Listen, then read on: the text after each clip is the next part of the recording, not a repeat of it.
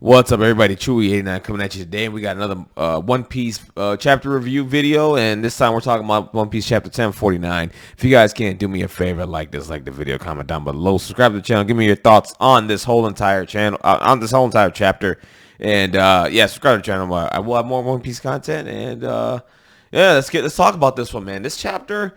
Wow, I mean, I think we finally reached the climax in Wano. We finally got Kaido's backstory. We had a feeling that we were going to get this backstory like towards the end of this arc, before we get the ending, right? We're not going to see Kaido's backstory at all. Like, it's not going to be one of those deals. Me personally, with Kaido, like, I didn't care much about his backstory at all, to be honest with you.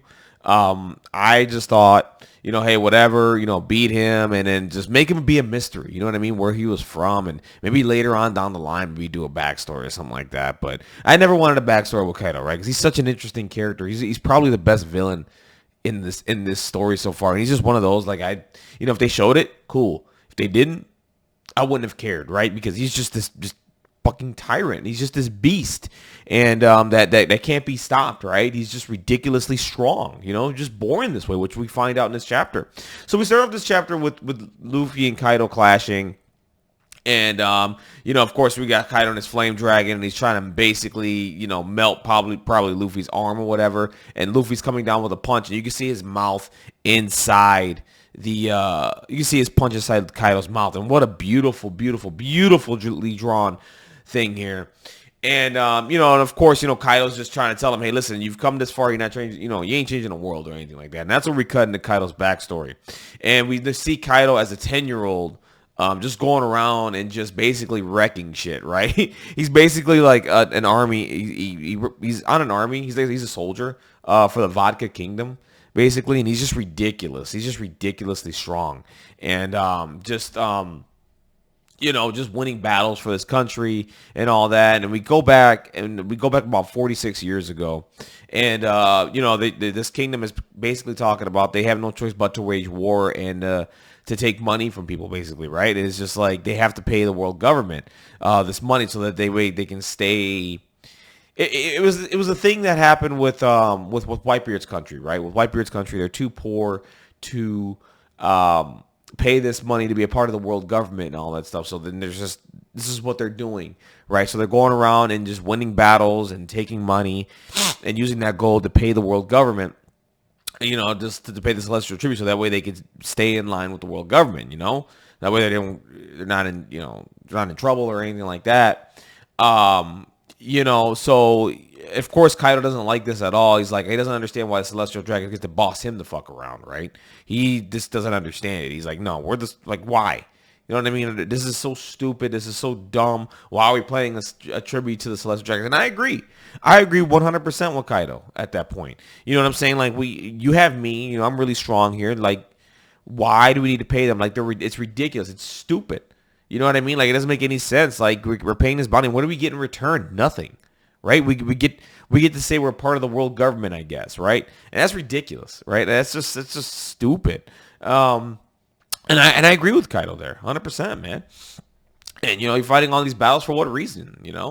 So then we get to the point where we're at Vodka Kingdom, and the king has basically enlisted Kaido to be a part of the government, and basically this falls in line with we remember Big Mom's backstory, that the orphanage they had, Charlotte, whatever her name, Mother Carmel, basically giving up these kids to the world government to be a part of the government. They want these strong warriors, and now they want Kaido, obviously because he's strong, he's ridiculous, and they turn him to a marine, he's gonna wreck face.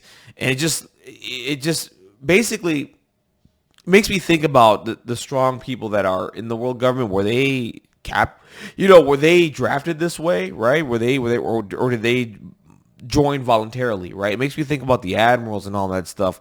Were they a part of a situation where they went to this country, they found out this person is really, really strong, and next thing you know, boom, you come, offer this strong person and become part of the world government, right? And to bolster their ranks. Makes me think about that. But I highly doubt it. I mean, I think Akainu, and Aokiji and Garp, I think they voluntarily joined, right? But it makes you think, right? It's interesting. So like right now, so basically if they give up Kaido, they get a seat on the next Reverie and they can talk and all that stuff. And I have to watch, I have to rewatch the Reverie at some point. I want to see if Vodka Kingdom is there right at the Reverie. I don't think Vodka Kingdom was there at any point. I could be wrong though, and if they are, you know, that's where Kaido comes from, man. That's his country that basically let him down and gave him up basically to the government. You know, and it didn't work out, right? Because I mean, Kaido goes and escapes because they talk about that in his intro, like how many times he's escaped the Marines and all this stuff. So he escapes because he's a fucking beast. And this is before he got his devil fruit, guys. This is before Kaido got his devil fruit. That is insane. That is absolutely remarkable. He goes and escapes the world government ship and gets away. And, you know, he's just attacking people and just doing his fucking thing and just getting out. And we cut to 4 years later. We're at Island Full of Lead. And Full of Lead was the island of rocks back in the day. Before it became Kaido. Well, I'm not Kaido. Yeah, before it became Blackbeard's island. So this was, we're starting to see his introduction into the rocks pirates. And he shows up to the island and he's just beating people's asses, basically.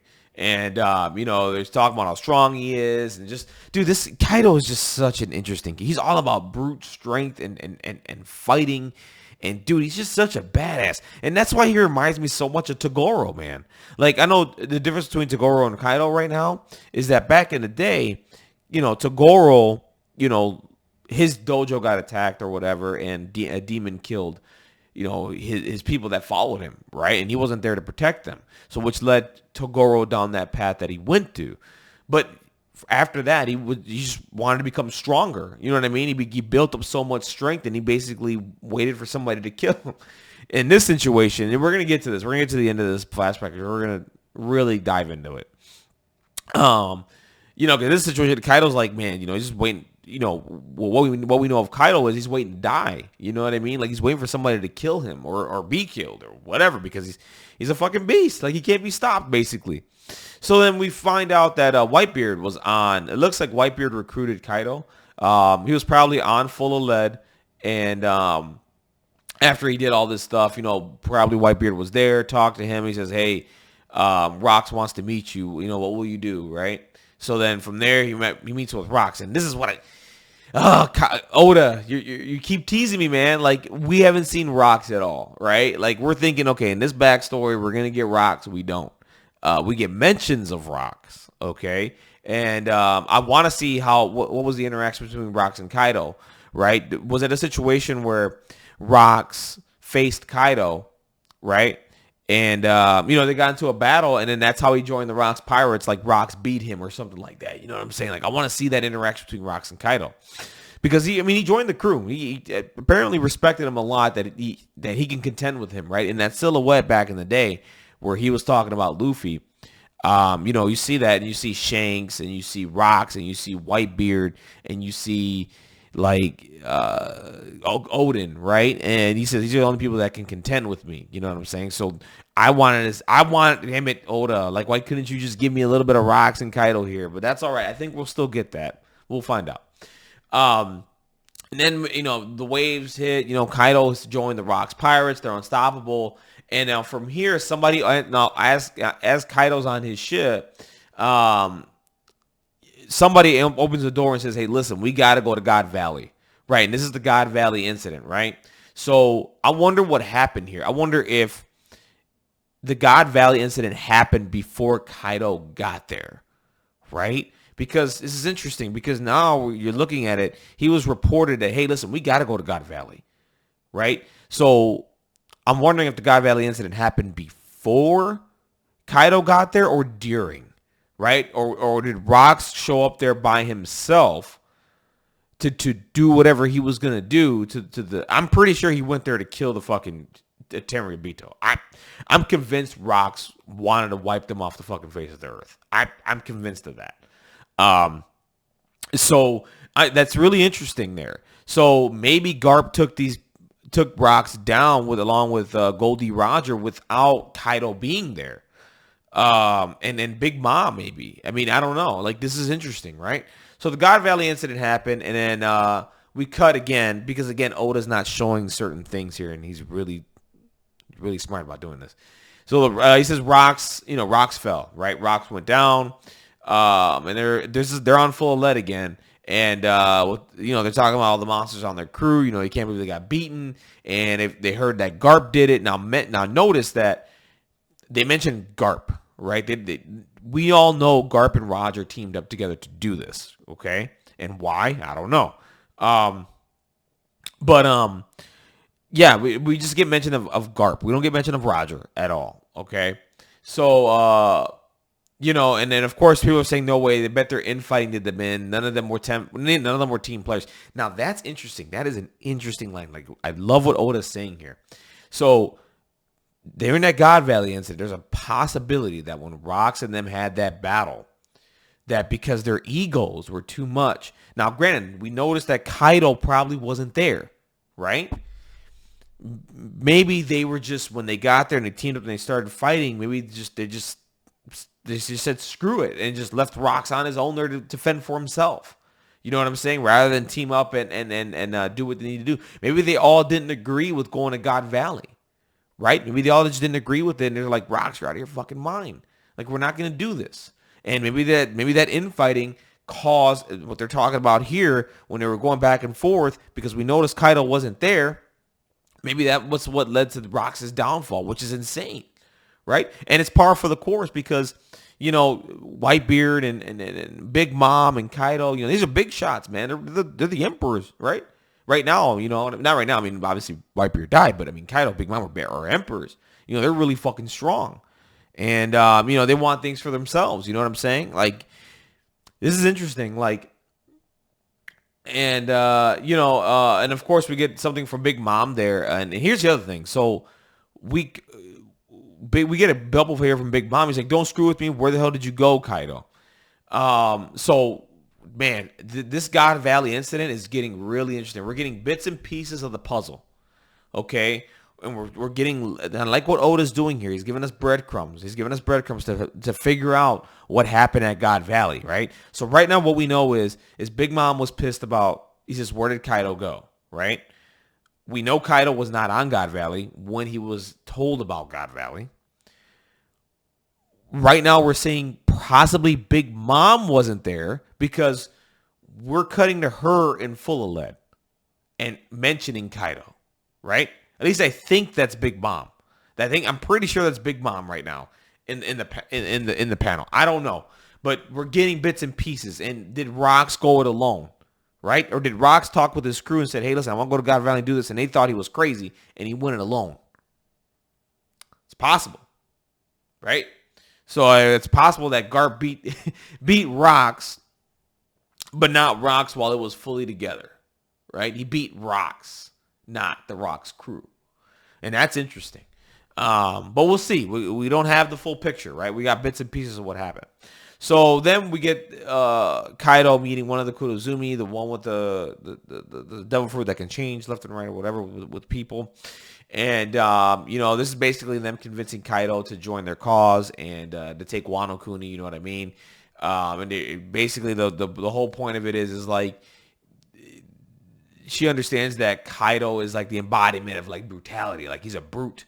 You know what I'm saying? Like he just cares about fucking whooping people's asses, basically. Of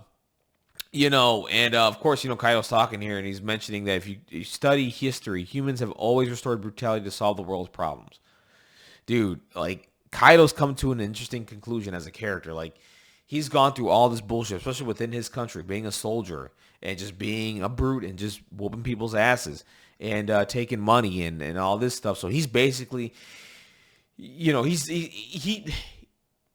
like a war leader. I can't think of the word right now, but he's basically like that dude. You know what I'm saying? Like he's all about fighting and battling and just this war guy. Like, you know what I mean? Like he's all about war.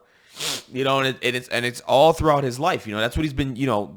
They wanted him to join Rocks because he's fucking strong, and they used him as a soldier in his kingdom to beat people and just whatever. You know what I mean? That's how Kaido is. You know what I mean? He's just a dude that just wants. He's all about fighting, and I love that, dude. I love that, and of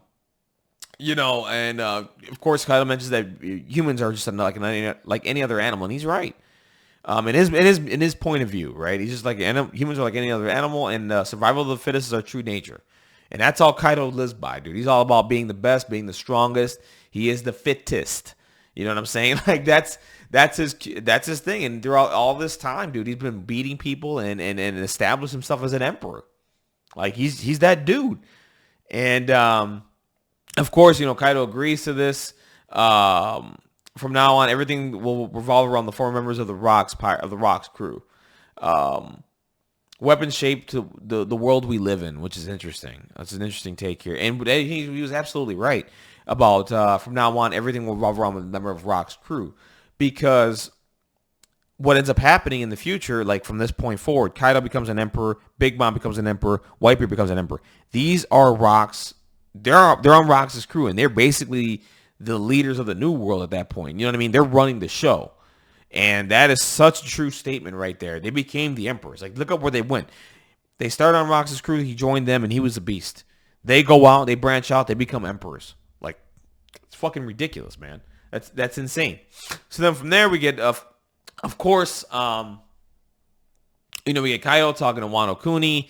And he wants to show... This is probably after he took over... or during while he was there in Wano. Who knows when this happened? Of course, he wants to fuck up the Celestial Dragons. He can't stand them. He doesn't like the nobility. He doesn't like anything about them, and this is why he wanted to keep Wano closed off. Granted, the other reason is he wanted to build his weapons, right, and start a big, huge fucking war. But the main reason, and I guarantee you, he didn't want to pay that bounty. He didn't want to pay that gold and be at the feet of the world government, right? He's an emperor. He's not you know what I mean? They're not going to touch him. They're not even going to try it, right? So he really doesn't like the nobility, and I really love that, man. Like, there's a little bit of depth here to Kaido, man. He hates the nobles, you know what I mean? He's like, fuck you. You guys are terrible. You guys made us pay a bounty to keep us around. Like, I don't like nobility. Like, no, it's not going to happen. So then from there, he does his speech. And basically, Kaido goes and he starts figuring out that Yamato mentioned Joy Boy. And he's not sure how the brat learned about his name. We don't know how Kaido learned about this name. That's what's interesting. See, Kaido knew about Joy Boy already. He says Yamato mentioned Joy Boy.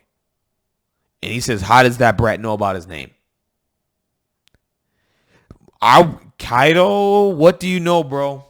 Where have you been going? Like, what did Rocks learn? What did you learn from Rocks? He learned a lot of shit. Okay? And I can't wait. We don't get into it here because that's interesting.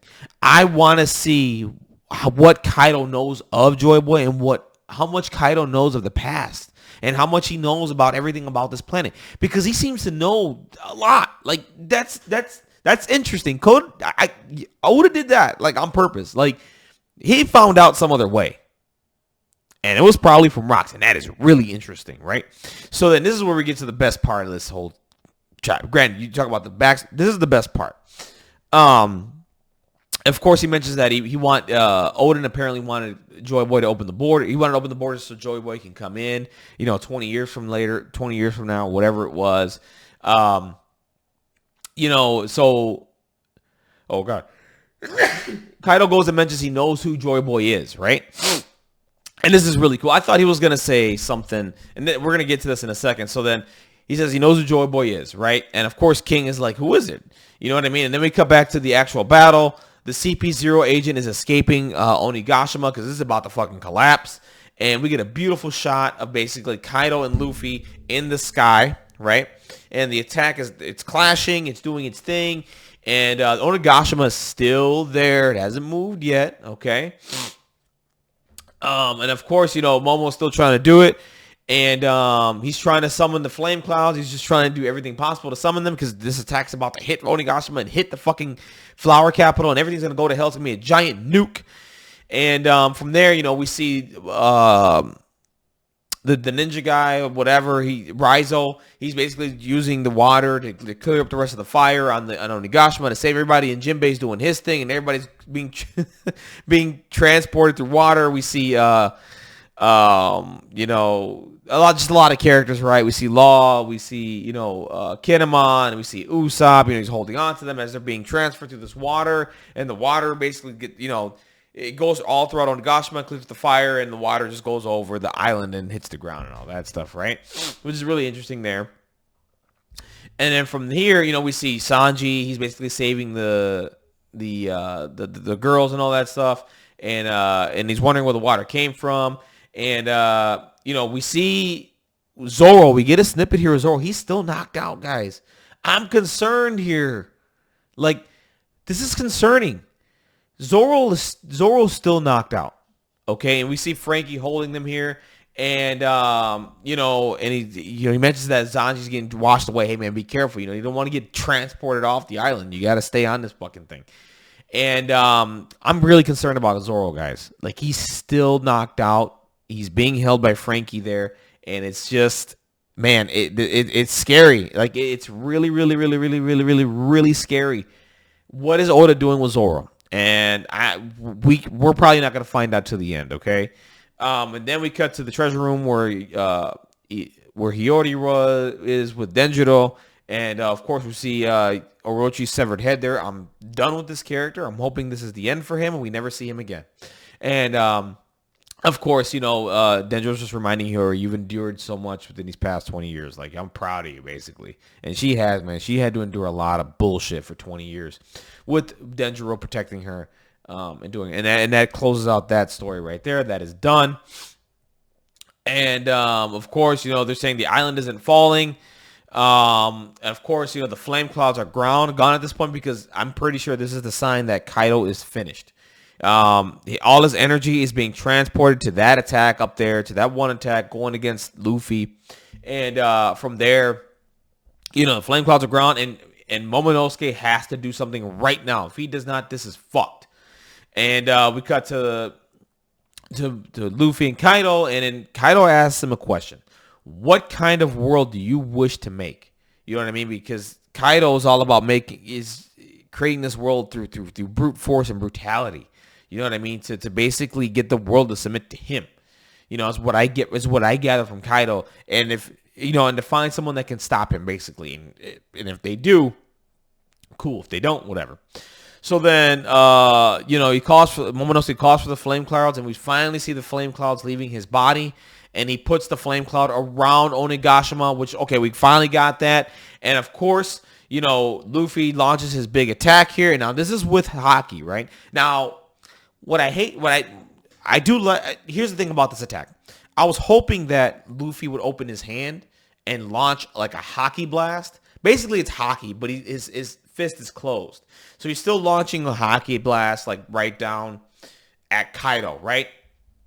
And of course, you know, Luffy gives him his answer, and he's like, a world where my friends can eat. Because, dude, you're starving people.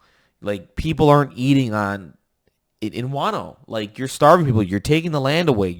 You're stripping out resources to make these weapons, and you're not feeding people, right? It's not a great thing, man. It's terrible. As much as I find it admirable that Kaido, you know, the way he was raised and the way he was brought up, you know, and his lack of respect for royalty, I respect that 100%. But, like, when he took over this country, you know, he basically used it all for all his weapons to prepare for a war, and he's not feeding any of the people there, and it's not good, man. It's terrible. It's god awful. You know, and basically he's a tyrant. You know what I mean? Like, and it's not good. So then, of course, you know, this attack hits Kaido, and basically you see it's like a Haki blast, because you can see it's like an energy attack hitting Kaido, which is awesome. And it hits Kaido, and the eyes are going white, guys. The eyes are going white. And, you know, he hits Kaido, and Kaido starts flying. Okay? And, you know, of course, you get the shot out from Luffy. You know, that's my kind of world. Boom! It launches his ass while Momonosuke moves on Onigashima, right? Because we can't have Onigashima get hit. If it gets hit, right, it's gonna hit the flower capital. It's gonna be a giant nuke. All right. So then, as Kaido is falling, right, we get to the flashback, and then we get the answer. He says, "I know who Joy Boy is," right? He says, Joy Boy is the man who will beat me, who will be able to beat me one day. And he says, if that's true, I don't think that'll ever appear. That he'll ever appear. That is so awesome. That is so awesome. What a line from Kaido there. The person who'll beat me one day. Like, that's sick. That's how, dude, like, one, that's how strong Kaido believes he is. Not believes, he's earned it. That's how strong this motherfucker is. That he's like, ain't nobody beat me till Joy Boy gets here. Like, that's how that's how confident Kaido is. That's how strong he is. That's how much he believes in his strength. He's like, the only person that's gonna become Joy Boy is if they beat me. If they beat me. Like, that's how badass Kaido is, dude. And that's where I see the similarities between him and Toguro, right? Like, Toguro was, he built up all this strength, and he basically found Yusuke Urameshi later on, and he basically wanted somebody to kill him. You know what I mean? And to beat him. You know what I'm saying? He amassed all this strength, and he really couldn't find anybody that could beat him. And he runs into Yusuke Urameshi one day, and he's inspired by him, and he forces him to fight in the Dark Tournament, and then from there, Yusuke beats him or whatnot, and we find out that he wanted somebody to kill him, and then we find out his reason why he was the way he was. And with Kaido, it's almost the same but a little different, right? Kaido has been going his whole life beating people's asses with strength and brutality, right? And he finds out about Joy Boy, and then he's all like, basically we know Kaido's been waiting to be beaten or killed, right? Because nobody has been able to do it really. And he hears the legend of Joy Boy, I think. And once he hears that legend, however he heard it, I'm pretty sure he heard it from Rocks, that he felt like the only person that could beat him was Joy Boy. He says whoever beats him is going to become Joy Boy, right? And basically he's been waiting for that person to come by and beat him this way. You know what I mean? And it finally happened. He's finally it finally comes full circle here with Luffy awakening his devil fruit and using the power that Joy Boy used back in the day to defeat Kaido. And this was so awesome. This is a wonderful backstory. I wish we got a couple of more pages, right? But I feel like Oda didn't want to spoil much here. I feel like there's something there with Rocks that he does not want to spoil. And I think maybe later on, we'll get a God Valley panel. We'll get a God Valley backstory. And we'll figure out, and then we'll finally get to see what Rocks looks like. The other thing is, too, I was hoping, what Oda could have done here, Oda could have done in the backstory right now, because I don't think we're getting any more of the backstory. I think this is it. I think Oda said this is all you're going to get for now until further down the line. But what I would have loved for him to do here was have him meet Rocks, but like black out his silhouette, right? So that way you didn't see him, because there's a reason why he doesn't want. There is a reason why he doesn't want, Rocks to get seen yet, right? And that's what he should have done. He should have had him meet Rocks and then have him maybe mention Joy Boy or something like that. I don't know. Anyways, that's it for me, guys. That's it for the chapter. Have a wonderful, blessed day. I think this chapter was amazing. Great chapter. We're on break, which is unfortunate, but you know what? This is a hell of a chapter to have a break on. And we've reached the end of Wano. It looks like Kaido's finally defeated. And we finally got his backstory, which I think we'll end up getting more. I don't know if we're going to get more with this arc. I think down the line we'll probably get more. And yeah, guys, let me know your thoughts down below. Let me know your thoughts about the Kaido flashback. Let me know your thoughts about the ending here. With everything, with Luffy launching his final attack, and then just Kaido's backstory, man. I loved every minute of it. And also, do you think that Kaido reminds you of Toguro? You guys, let me know what you guys think about that down below. Definitely would love to hear your thoughts, man. And that's it from here, guys. Have a wonderful, blessed day. See you on the next one. See you in a couple weeks for the next chapter of One Piece. Like I said, guys, reminder, like, dislike, comment down below, subscribe to the channel, and I'll have more One Piece content coming up. Have a wonderful, blessed day, guys. Keep reading One Piece. I'll see you on the next one.